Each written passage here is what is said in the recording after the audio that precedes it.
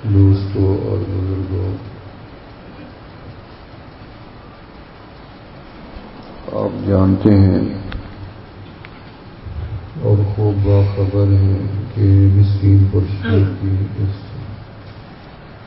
عظیم اور روحانی خانقاہ کا سالانہ روحانی اجتماع ہے۔ مسکین پور شریف میں اس کا آغاز حضرت قریشی رحمۃ اللہ علیہ نے فرمایا تھا۔ تقریباً 1918 میں حضرت نے اس اجتماع کو یہاں شروع کرایا تھا۔ 34 میں حضرت کی دنیا سے روانگی ہوئی۔ سالانہ اجتماع کا موقع تھا کہ حضرت خواجہ فضل علی قریشی رحمۃ اللہ علیہ امیر کارواں تھے، قطب زمان تھے، غوث اعظم تھے۔ جتنی بھی القاب ہوں دنیا میں، اگر سارے کے سارے سوا انبیاء کے اور اصحاب کے استعمال کیے جائیں تو حق بجانب ہوں میں۔ اللہ نے ان کو وہ مرتبہ اور مقام دیا تھا، لہذا تسلسل کے ساتھ یہ اجتماع ہو رہا ہے، اور اس اجتماع میں بڑی بڑی ہستیاں شامل ہوتی رہی ہیں۔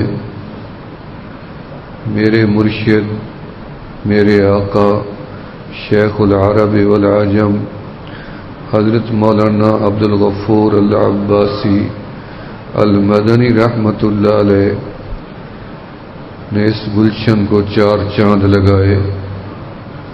جب انہوں نے یہاں قدم رکھا مدینہ منورہ سے واپسی پہ، تو فرمایا دنیا مدینے کو جا رہی ہے اور مدینے والے نے مجھے مسکین پور میں بھیجا ہے۔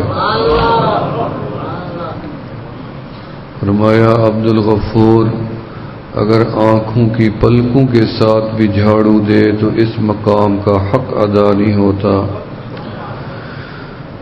تو مقام تو یہ بڑا عالی شان ہے، افسوس تو یہ ہے آپ لوگوں کے لیے کہ ہم جیسے لوگوں کو یہ مسند ملی ہے۔ یہ بد نصیبی کی بات تھی آپ لوگوں کی، اچھے اچھے لوگوں کا زمانہ آپ نہیں دیکھ سکے۔ حضرت خواجہ خواجگان قطب زمان خواجہ فضل علی قریشی رحمۃ اللہ علیہ کے 66 خلیفہ تھے، ایک ایک خلیفہ ایک سے اوپر تھا۔ کسی خلیفہ نے یہ نہیں کہا کہ میرا سب میں مقام زیادہ ہے، سب نے دوسرے کو اہمیت دی۔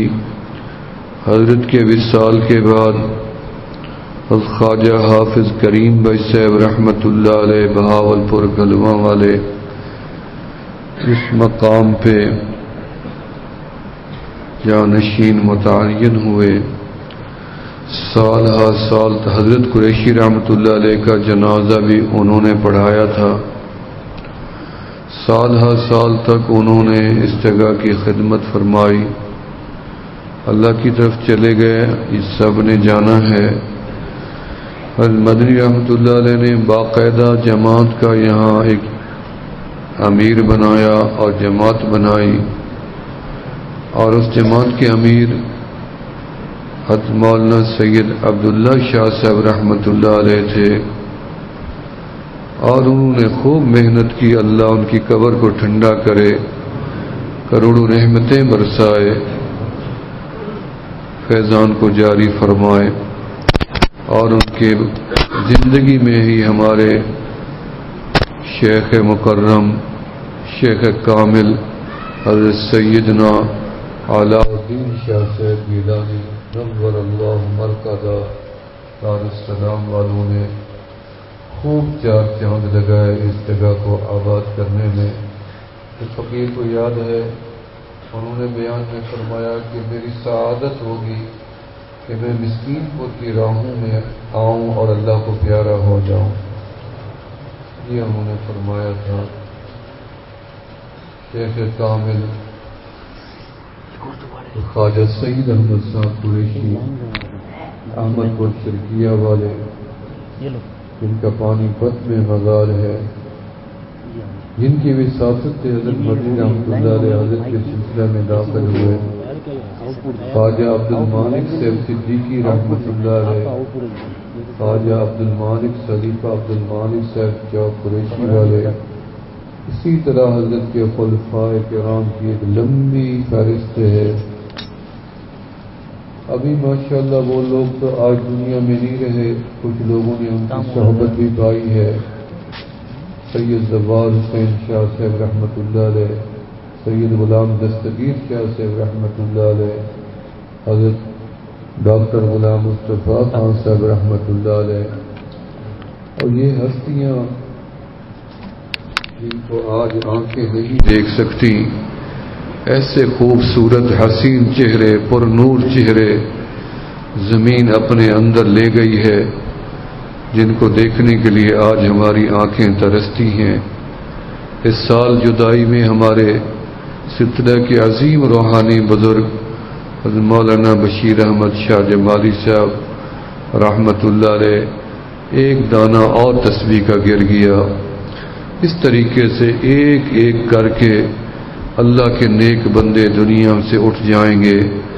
جب یہ اللہ اللہ کرنے والے چلے جائیں گے تو پھر تو قیامت آئے ہی آئے. فرمایا لا تقوم الساعة حتى لا يقال في الارض اللہ اللہ. اور آپ کو پتہ ہے کہ میری جو کوشش ہوتی ہے آپ حضرات کے لیے، میں تو پورا سال آپ دوستوں کے دروازے پہ آتا ہوں. جو بھی اس فقیر کو بلاتا ہے، نہ مجھے کوئی مجمع کے بڑے ہونے سے خوشی ہوتی ہے، نہ کوئی کم لوگوں کو دیکھ کے کوئی دل میں تنگی آتی ہے. اللہ کی رضا ہوتی ہے، ایک سے بھی بات کرنی، 10 سے بھی بات کرنی. آج اس نشست میں ہمارے شیخ مکرم حضرت مولانا حافظ پیر ذوالفقار احمد صاحب نقشبندی مجددی نے بیان فرمانا ہوتا تھا ہمیشہ سے، اور یہ میری بھی بد نصیبی ہے اور آپ حضرات کی بھی کہ وہ ملک سے باہر ہیں اور ضروری کام کے سلسلے میں، اور یقیناً زیادہ ہی اہم ہوگا اس پروگرام سے.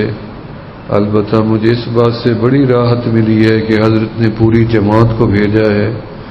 آپ کے صاحبزادہ اور شیخ الحدیث صاحب مولانا سیف اللہ صاحب تشریف فرما ہیں، ان کا بیان بھی آپ سنیں گے.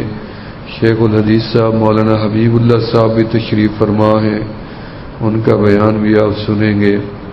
اور ہمارے حضرت سید علاء الدین شاہ صاحب رحمۃ اللہ علیہ کے جانشین اور ہمارے مربی اور سرپرست حافظ ناصر الدین خاقوانی صاحب کا بھی بیان آپ سنیں گے. اسی نشست میں ہوگا انشاءاللہ تعالی.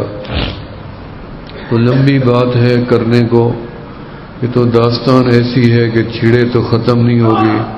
یہ تو محبت کے تقاضے ہیں. دل تو بندہ چیر کے دنیا کو دکھا نہیں سکتا کہ اس دل میں کیا ہے.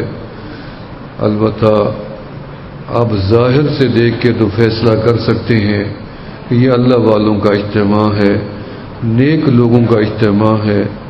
کسی کا مقصد دنیا کا حصول نہیں، نہ ناموری نہیں ہے.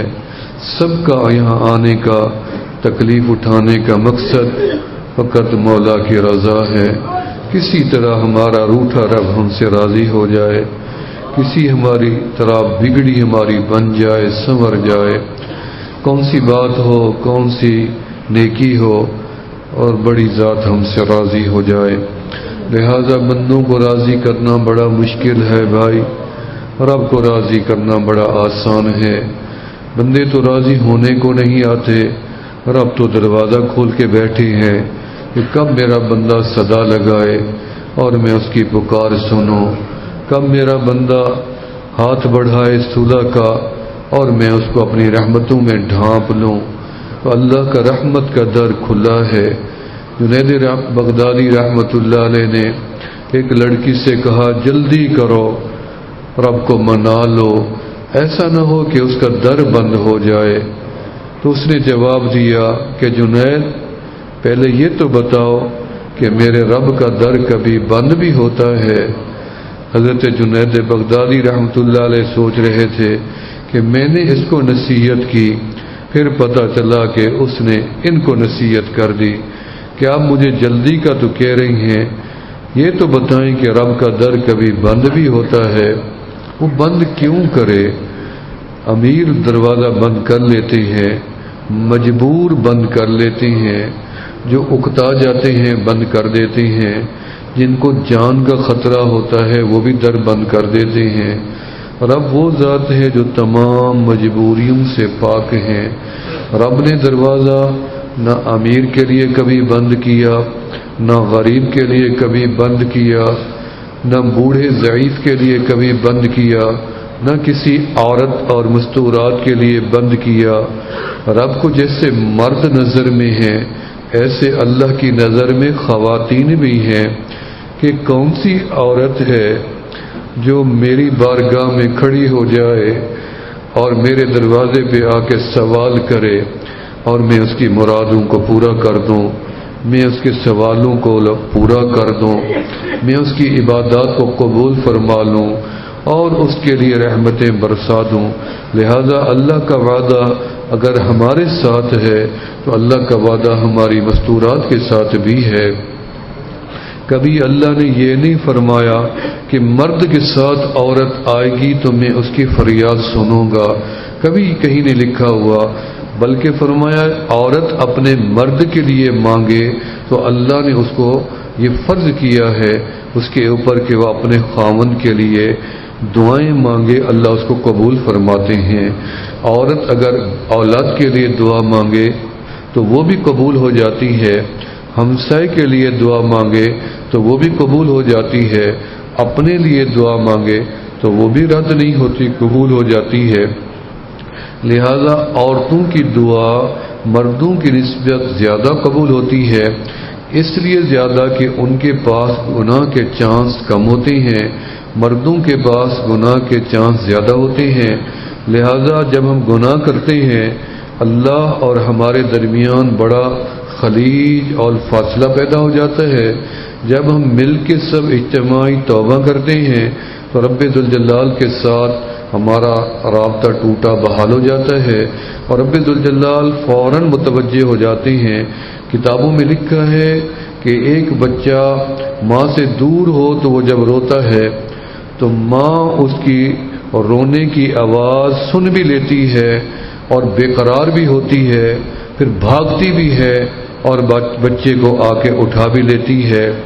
یہ ماں ابھی بچے کی آواز غفلت سے بھی سن سکتی ہے، دیر سے بھی سن سکتی ہے، لاپرواہی سے بھی سن سکتی ہے، پہنچنے میں دیر بھی ہو سکتی ہے، لیکن رب ذوالجلال اس سے بھی کہیں زیادہ جلدی اپنے بندوں کی فریاد کو سن لیتے ہیں، چاہے وہ آنکھ سے بہائیں آنسو، چاہے وہ زبان سے بولے یا پھر دل کی فریاد اپنے مولا کے آگے پیش کر دیں۔ تو لہذا دل کی بات تو کوئی نہیں سمجھتا، انسان نہیں سمجھتا، لیکن رحمان فرماتے ہیں کہ میں تمہارے چہروں کو نہیں دیکھتا، میں تمہارے دلوں کو دیکھتا ہوں۔ لہذا آج کا جو پروگرام ہے یہ دلوں کو بدلنے کا پروگرام ہے کہ اگر ہمارا دل دنیا کی طرف مائل ہے تو ہم اس کو دین کی طرف راغب کریں، اگر ہمارا دل برائی کی طرف مائل ہے تو اس کو دین اور نیکی کی طرف لے کے آئیں۔ ہم اس صحبت میں اس لیے آئے ہیں دور قریب سے تاکہ ہم اللہ والوں کو دیکھے جائیں۔ ایک جنتی کو دیکھ لینا جنت کے داخلے کا ذریعہ بن جاتا ہے۔ میں تو دعوے سے کہہ سکتا ہوں یہاں جو بھی آپ کے دور قریب بیٹھے ہیں سارے جنتی ہی جنتی ہیں، یقیناً آپ بھی جنتی ہیں، آپ کو جنت جانے سے کوئی چیز نہیں روک سکتی۔ آپ نے اپنے لیے جو فیصلہ کر لیا ہے بڑا بہتر ہے کہ آپ نے آپ کو اللہ والوں کے سپرد کر دیا ہے، لہذا نسبت انسان کو کامیابی کی طرف لے ہی جاتی ہے اور نسبت انسان کو منزل تک پہنچا ہی دیتی ہے۔ کہتے ہیں ایک ہوا تو وہ ہے جو کعبے سے گزر کے آتی ہے، ایک ہوا یوں ہے جو ادھر ادھر سے گھوم کے آتی ہے، لہذا جو ہوا کعبے کی بندے کو لگتی ہے تو انسان میں نیکیوں کا شوق پیدا ہوتا ہے، اور جو ادھر ادھر کی لگتی ہے اس میں حرص اور ہوس اور لالچ اور برائی اور گناہوں کا انسان میں پیدا ہوتا ہے، ولولہ اور جوش۔ لہذا انسان نیک لوگوں کی صحبت میں چلا جائے تو نیکی کا ولولہ شوق پیدا ہو جاتا ہے۔ شیطان نے تو بڑی رکاوٹیں ڈالی ہیں، مت جاؤ، کیا کرو گے، آخر تھوڑے سے وقت میں کیا بن سکتا ہے، یہ تو بڑوں کا فرمان ہے، یک زمانہ صحبت با اولیاء بہتر 100 سال طاعت بیریا۔ بھئی ایک لمحہ بھی کسی اچھی صحبت میں بیٹھ جاؤ، کسی بھی نیک انسان کے ساتھ بیٹھ جاؤ، 1000 سال طاعت بیریا سے بھی زیادہ بہتر ہے۔ تو یہ آپ کے لیے قیمتی گھڑیاں ہیں جس میں آپ آئے ہیں، ایک ایک بات سنیں گے، یقیناً آپ ساری باتیں ذہن نشین نہیں کر سکیں گے، بھول بھی سکتی ہیں، ایک ایک بات ذہن میں نہیں جاتی، اور یقیناً آپ جب یہاں سے جائیں گے یقیناً آپ کو شوق پیدا ہوگا کہ اب میں اپنی زندگی کو بدلوں اور نیک بنوں۔ لہذا نیک بننے کی بھی ایک دعا ہے، اللہ سے کہا کریں کہ یا اللہ مجھے بھی نیک بنائیں، مجھے بھی صالحین میں بنائیں۔ اللہ فرماتے ہیں تم مانگو میں بنا دوں گا۔ کوئی بندہ خود تو نیک بن نہیں سکتا، اللہ ہی بناتے ہیں۔ ایک بندہ قیامت کے دن اللہ کی بارگاہ میں کھڑا ہوگا تو رب ذوالجلال فرمائیں گے میرا بندہ تو نے دنیا میں نیکی کیوں نہیں کی؟ تو بندہ آگے کہے گا یا باری تعالی آپ نے مجھے نیک بنایا نہیں، میں نیک بنا نہیں۔ تو بندہ کہے گا اللہ پاک فرمائیں گے کیوں؟ آپ نے کبھی کہا کہ مجھے نیک بناؤ؟ وہ کہے گا ہاں باری تعالی میں نے تو کتنی بار آپ سے دعا مانگی تھی کہ آپ مجھے نیک بنا دیں۔ اللہ پاک فرمائیں گے ہمارے علم میں ہے بندے نے کئی بار مانگا تھا، اگر ہم چاہتے تو اپنے بندے کو نیک بنا سکتے تھے، لہذا اب تو ہمارے بندے کا کوئی قصور نہیں ہے، لہذا ہم نے اپنے بندے کے سارے گناہ معاف فرما دیے۔